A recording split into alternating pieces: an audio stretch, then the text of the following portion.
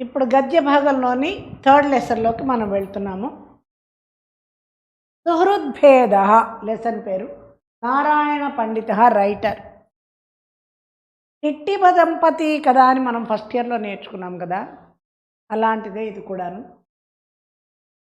నారాయణ పండితుడు రాసినటువంటి కథ. దీంట్లో ఎస్ఏ క్వశ్చన్ ఉండదు, ఓన్లీ సందర్భాలు, 3 మార్క్స్ క్వశ్చన్, 1 వర్డ్ ఆన్సర్. సూక్ష్మంగా లెసన్లోకి వెళ్ళిపోతున్నాను. ఒక వ్యాపారస్తుడు అడవిలోంచి వెడుతూ పుల్లకార్ట్ ఎద్దుల బండి మీద పెడుతున్నాడు. సంజీవకుడు అనే పేరు కలిగినటువంటి ఒక ఎద్దు ఆ బండిని లాగుతూ ఉంది. దాని కాల్లో ముళ్ళు గుచ్చుకోవటం వల్ల అది బండి లాగలేకపోతుంది. ఈ వ్యాపారస్తుడు పక్క గ్రామానికి వెళ్ళి వైద్యుడిని తీసుకొచ్చి ప్రయత్నం చేశాడు, కానీ అది తగ్గడం లేదు, వెళ్ళట్లేదు, నడవలేకపోతుంది. 2-3 రోజులు ఉన్నాడు. ఎక్కువ కాలం అక్కడ ఉంటే అడవి దొంగలు వచ్చి తన వ్యాపారంలో ఉండేటువంటి సామానంతా తీసుకుపోతారని భయపడి ఆ సంజీవకుడు అనేటువంటి ఎద్దుని అక్కడ వదిలేసి వేరే ఎద్దును కొనుక్కొని ఆయన బండితో సహా వ్యాపారస్తుడు వెళ్ళిపోయాడు. ఇక్కడ సంజీవకుడు అనేటువంటి ఎద్దు, దానికి యజమాని లేడు, పొలం దున్నక్కర్లేదు, బండిలాగక్కర్లేదు, కష్టమైన పని లేదు, అది ఫ్రీ బర్డ్, స్వేచ్ఛాజీవి అయిపోయింది. అందువల్ల అక్కడున్న అడవిలో ఆకులు అలములు తిని కొన్నాళ్ళేసరి దాని కాళ్ళలో నొప్పి తగ్గిపోయింది.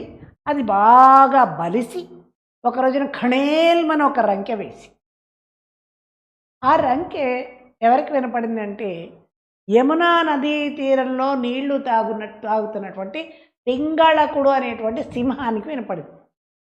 సింహం ఒళ్ళు ఒకసారి భయంతో జలధరించింది. ఇంత పెద్ద అరుపు నేను ఎప్పుడు వినలేదే, ఈ అడవికి నేనే కదా రాజుని, ఈ కొత్తగా అరుపు ఎక్కడి నుంచి వచ్చింది అని మంత్రులిద్దరిని పిలిచింది గుహకి వెళ్ళి. మంత్రులు దమనకుడు కరటకుడు అనేటువంటి 2 నక్కలు మంత్రులు, వాళ్ళిద్దరిని పిలిచి ఇప్పుడు ఒక జంతువు గట్టిగా అరిచింది, వెళ్ళి ఆ అరుపు ఎవరిదో కనుక్కొనిరా. అయితే వీళ్ళకి ఆ అడవిని ఈ పింగళకుడికి సింహానికి స్తబ్దకర్ణుడు ఉండేటువంటి ఒక సోదరుడు కూడా ఉన్నారు. వీళ్ళు వెళ్ళారు, వెతికి మొత్తం మీద చూశారు, విషయం గ్రహించారు. దమనకుడు కరటకుడు సింహం దగ్గరకు వచ్చి, రాజా, నాడు నువ్వు రాజువు అనుకుంటున్నావు, అడవికి రాజువని నువ్వు గర్వపడుతున్నావు, కానీ ఆ జంతువు చాలా పెద్దది, తెల్లగా పొడవుగా లావుగా ఉంది. దానికి 2 కొమ్ములు, చెవులు ఉన్నాయి, మూతి ఇలా ఉంది, తోక ఉంది, 4 కాళ్ళు ఉన్నాయి. అది అరిస్తే మొత్తం ప్రపంచం గడగడలాడేంత గట్టిగా అరుస్తుంది. అది నీకంటే చాలా బలం కలిగినట్లుంది అనగానే సింహం ఒకసారి ఆలోచించింది. పింగళకుడు అనే సింహం, ఎప్పుడైనా శత్రువు మనకంటే బలవంతుడైనప్పుడు ఆ శత్రువుతో విరోధం పెట్టుకోకూడదు. నీ పక్కింట్లోనే కాస్త బలవంతుడైనటువంటి వ్యక్తి ఉన్నాడు అనుకో, అతనితో విరోధపడకూడదు, నా నమస్తే అంటే అయిపోయి. గొడవ పడితే ప్రపంచంలో అందరితోటి గొడవ ఎందుకు, సామరస్యంగా వెళ్ళిపోవచ్చు కదా. కాబట్టి శత్రువు బలవంతుడైనప్పుడు వాడితోటి విరోధం పనికిరాదు అనేటువంటి ఒక నీతి తెలుసును. కాబట్టి దమనక కరటకుల్ని ఇద్దరిని పంపించి ఆ సంజీవకుడిని నేను భోజనానికి పిలుస్తున్నాను రా అని పిలిచింది. మంచి పార్టీ ఇచ్చింది. 2 మిత్రులయ్యాయి. సంజీవకుడు అనేటువంటి ఎద్దు, పింగళకుడు అనేటువంటి సింహం 2 మిత్రత్వం నడుస్తున్నాయి. కాలం గడుస్తూ ఉంది. చాలా స్నేహం బాగా ఎక్కువై ఈ సింహం సంజీవకుడనే ఆ ఎద్దుకి అర్ధాధికారాన్ని ఇచ్చింది. ఈ అడవి నాదే నిజానికి, కానీ నీకు సగం అధికారాన్ని ఇస్తున్నాను, హ్యాపీగా బతుకు. ఎందుకు, అది చాలా బలమైందని భయంతో దానికి మిత్రత్వకి ఫ్రెండ్షిప్ ఎక్కువై. అయితే ఇది దమనకుడు కరటకుడు నచ్చలేదు. అరే, ఇన్ని సంవత్సరాలుగా మనం మంత్రులుగా ఉన్నాం, అక్కడ ఉండి మనం ఇంత సహకారంగా ఉంటే మనని మానేసి అర్ధాధికారం ఎందుకు ఇచ్చాడు ఈ సింహం. వీళ్ళ స్నేహాన్ని ఎలాగైనా సరే విడదీయాలి, సుహృద్భేదం, స్నేహితుల మధ్య భేదాన్ని కలిగించాలి అని దమనకుడు కరటకుడు అనే నక్కలు సింహం మీద ఎద్దుకి, ఎద్దు మీద సింహానికి, రెండింటికి నేరాలు చెప్పి రెండింటికి బాగా ఒకదాని మీద ఒకటి కోపం వచ్చేంత విరోధాన్ని కలిగించాయి. 1 ఫైన్ మార్నింగ్ ఈవినింగ్ ఎప్పుడప్పుడు 2 ఎదురుపడ్డాయి. ఎదురుపడ్డ వెంటనే 2 కోపంతో బుసలు కొడుతూ యుద్ధం చేసుకుంటే సింహం సంజీవకుడనే వృషభాన్ని ఎద్దుని చంపేసి అప్పటికే దమనకుడు కరటకుడు అనేటువంటి నక్కలు రెండు ప్రశాంతమై. ఇది యాక్చువల్లీ సారాంశం. మీరు సారాంశం రాయక్కర్లేదు. What is the moral in the lesson అనేటువంటి లెసన్ అంటే నీతి ఏముంది ఈ లెసన్లో అంటే చాలా నీతి ఉంది. నీతి కథలే నారాయణ పండితుడు విష్ణు శర్మ రచన పంచతంత్ర కథలు అవి. దాంట్లోంచి ఒకటి ఇచ్చాడు. ఇక్కడ ఏమిచ్చాడు అంటే శత్రువుతోటి విరోధపడకు అనేటువంటి ఒక నీతి. మిత్ర లాభం అంటే ఇద్దరు మిత్రులు గొడవ పడితే వాళ్ళని కలపాలిరా. అరే నిన్ను వాడు చాలా కోల్పోయినందుకు బాధపడుతున్నాడు, నువ్వు మంచివాడు అంటున్నాడు, మంచి మాటలు వీడికి చెప్పి ఇద్దరిని కలిపితే అది నువ్వు మంచివాడు అన్నాను నిదర్శనం. అంతేకాని ఉన్నవాళ్ళని కలిసి ఉన్నవాళ్ళని విడదీయడం ఎంతసేపు? అది పాపంతో కూడినటువంటి పని. ఇద్దరిని విడగొట్టే ప్రయత్నం చేయకూడదు. ఇది నక్కలు కాబట్టి దమనకుడు కరటకుడు చేసే. తర్వాత ఇంకొక నీతి ఏమిటి? ఎవరైనా మనతోటి చెడు మాటలు నీ గురించి వీళ్ళు ఇలా అన్నారు వాళ్ళు అన్నారు అని అన్నప్పుడు వినకూడదు. వాడు చెప్తున్నప్పుడే స్టాప్. నాకు ఈ మాటలు వినడం ఇష్టం లేదు, వాడు ఏమనుకున్నా నాకు ఇష్టం లేదు. చెడు వినకు, 3 కోతుల సింబల్ అదే. చెడు వినకు, చెడు కనకు, చెడు అనకు. ఎవరు చెప్పినా చెడ్డ మాటలు వినద్దు. దానివల్ల మన ఆరోగ్యమే పాడైపోతుంది, అనారోగ్యవంతులు. మంచి మాటలు విని చెవులు ఉన్నది ఎందుకు? శ్రోత్రం శృతేనేవ నకుండలాని చక్కగా ఇచ్చాడు ఫస్ట్ ఇయర్లో మీకు. దానేన పాణిర్నతు కంకణేన విభాతకాయ కరుణాపరాణం పరోపకారాయనతు చందనేన. శ్రోత్రం శృతేనే అనకుండలేనా? ఇవి ఆభరణాలు పెట్టుకోవడానికి కాదు, మంచి మాటలు వినడానికి. దానైనా పాడినట్టు కంకణైనా, కంకణాలు ఉన్నది ఈ కంకణాల కోసం కాదు చేతులు. దానం, గివింగ్ గివింగ్ గివింగ్, దానం ధర్మం చేసుకో.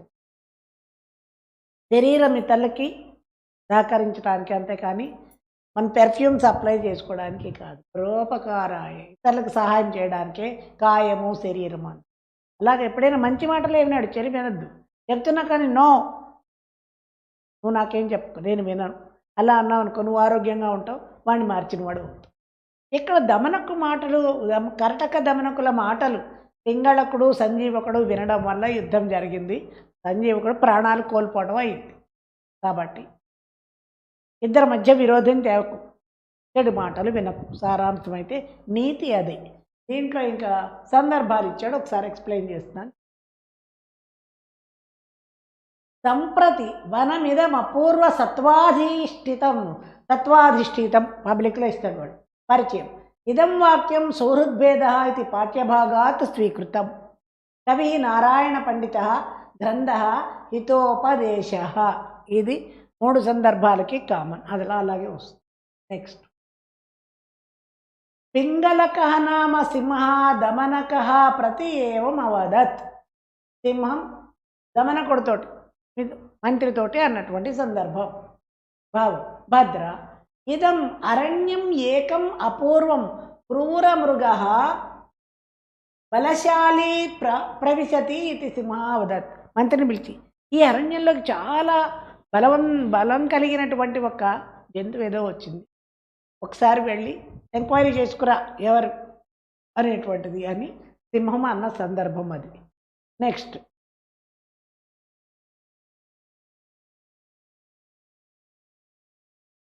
రెండవది చూడండి ఒకసారి.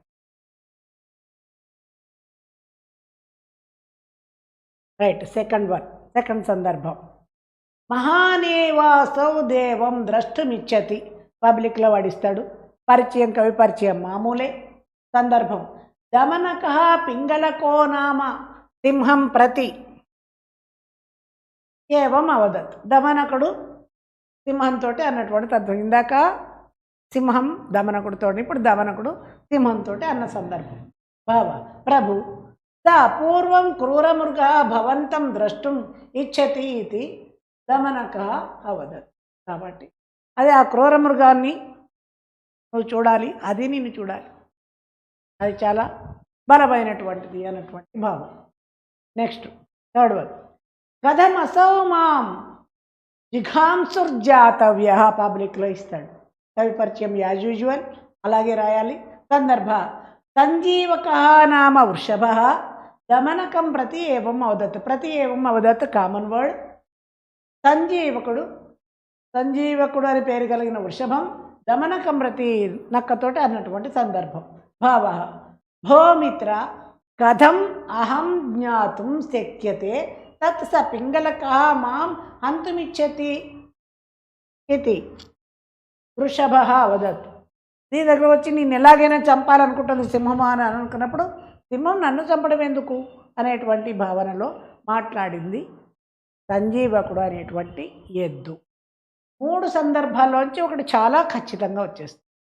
ఇందాక మనం సోమదత్త చరిత్రలోంచి ఫస్ట్ సెకండ్ లెసన్లో రెండు లెసన్లు చెప్పుకో. ఒక దాంట్లో సందర్భాలు ఉన్నాయి, మళ్ళీ దీంట్లో ఉన్నాయి. ఈ 2 తీసుకోవాలి. నెక్స్ట్ దీంట్లో 3 మార్క్స్ క్వశ్చన్స్ కూడా ఉన్నాయి, ఒకసారి చూడాలి. కహ పానీయం పాతుం యమునా కచ్చం అగచ్చత్. కహ క్వశ్చన్, నేను చెప్పాను క్వశ్చన్ కామిదు. ఎవరు యమునా తీరానికి నీళ్లు తాగడానికి వచ్చారు? పింగళకో నామ ఏకం సింహ. మిగిలిన పానీయం పాతం యమునా కచ్చం అగచ్చత్ అంతా క్వశ్చన్లోనే ఉంది. కహ అన్న ప్లేస్లో పింగళకుడు అనే పేరు కలిగిన ఒక సింహం అక్కడ యమునా నదిలో నీళ్లు తాగడానికి వచ్చింది. అంతా క్వశ్చన్లోనే ఉంది. నువ్వు ప్రాక్టీస్ పింగళకో నామ ఏకం సింహ అనేది ప్రాక్టీస్ చేస్తే సరిపోతుంది. 2వ క్వశ్చన్ కౌ భయప్రతీకారం ప్రతిజ్ఞాయ చలితౌ. భయంతో వాళ్ళు ప్రతిజ్ఞ చేసినటువంటి వాళ్ళు కౌ ఎవరు అంటే దమనక కరటకౌ భయప్రతీకారం ప్రతిజ్ఞాయ చలితౌ. దమనకుడు కరటకుడు అని నామ శృగాలవ్ అన్నాడు. ఇక్కడ ఆ శృగాలవ్ ప్రింటింగ్ మిస్టేక్ కాబట్టి ఇక్కడ రాసాను చూడండి. శృగాలవ్ అంటే నక్కలు, 2 నక్కలు. అవి భయంతో ప్రతిజ్ఞ చేసుకుని ఎలాగైనా ఇద్దరిని విడగొట్టాలి, మిత్రులిద్దరిని అని 2 ప్రతిజ్ఞ చేశాయి. 3rd క్వశ్చన్ యుద్ధే కహ కేన వ్యాపాదిత. యుద్ధంలో ఎవరు ఎవరిని చంపారు, ఎవరి చేత ఎవరు చంపబడ్డారు చూడండి. యుద్ధే కహ ఎవరు, కేన ఎందుకు, వ్యాపాదిత చంపబడ్డారు. యుద్ధే ఈ కహ కేన ప్లేస్లో సంజీవకో నామ వృషభ. సంజీవకుడు అని పేరు కలిగినటువంటి ఎద్దు పింగళకో నామ సింహేన. పింగళకుడు అనేటువంటి పేరు కలిగిన సింహం చేత వ్యాపాదిత చంపబడింది. Most important. 3 ఒక ఆన్సర్ వస్తుంది, జాగ్రత్తగా చూసుకోండి. పెద్దలైన ఏమనుకోకండి. ఇక్కడ సంజీవకో నామ వృషభ పింగళకో నామ సింహేన. సంజీవకుడు అనే పేరు కలిగిన ఎద్దు, పింగళకుడు అనే పేరు కలిగిన సింహం. ఏముంది నా వృషభ సింహేన. చాలా ఈజీగా రాసుకోవచ్చు. 3 మార్క్స్ వస్తుంది. మనం ఇంకా చూడండి ఒకసారి 1 వర్డ్ ఆన్సర్స్. పింగళక సింహస్య మంత్రినౌ కౌ. కౌ క్వశ్చన్ చూడండి. పింగళక సింహం యొక్క మంత్రులు ఎవరు? పింగళక సింహస్య మంత్రినౌ దమనక కరటకౌ. రాయొచ్చు, కరటక దమనకౌ అని కూడా రాయొచ్చు. దమనకుడు కరటకుడు అనేటువంటి నక్కలు అని రాయాల్సిన అవసరం. No need to write. దమనక కరటకౌ అని అండలే ఆ వర్డ్ ఒకటి రాస్తే చాలు. శబ్దకర్ణ కహ. ప్లీజ్ ద శబ్దకర్ణ ఎవడైనా అంటే శబ్దకర్ణ పింగళకస్య భ్రాత. పింగళకుడు యొక్క సోదరుడు. సంజీవక కస్మిన్ నియుక్త. సంజీవకుడని ఎద్దు ఎందుకు ఏ విషయంలో నియమింపబడింది అంటే సంజీవక అర్ధాధికారే నియుక్త. అర్ధాధికారం సింహం పిలిచింది, ఓ మిత్రమా ఈ రాజ్యం అంతా రాజే, దీంట్లో సగం భాగం నీకు ఇచ్చేస్తున్నాను, అధికారం సగం అధికారం ఇస్తున్నాను, కాబట్టి నువ్వు కూడా హ్యాపీగా రాజ్యాన్ని పరిపాలించుకొని అర్ధాధికారాన్ని సింహం ఇచ్చింది. ఇవి 1 వర్డ్ ఆన్సర్స్. నెక్స్ట్ మనం చెప్పుకున్నాం 1 వర్డ్ 3 వర్డ్ 3 మార్క్స్ సందర్భం. దీంట్లో ఎస్సే క్వశ్చన్ లేదు, కానీ చాలా ఇంపార్టెంట్ లేదు. సందర్భం వస్తుంది ఖచ్చితంగా. ఒక క్వశ్చన్ 3 మార్క్స్ వస్తుంది. 1 వర్డ్ ఆన్సర్స్ ఖచ్చితంగా. 3 + 6 7 marks lesson. Most important. Essay రాయక్కర్లేదు, జాగ్రత్తగా చదువుకుంటే ఈజీగా మార్కులు తెచ్చుకోవచ్చు. రైట్, మనం ఇప్పుడు సెకండ్ లెసన్ థర్డ్ లెసన్ అయిపోయింది కాబట్టి నెక్స్ట్ దాంట్లోకి వెళ్ళిపోదాం. రైట్.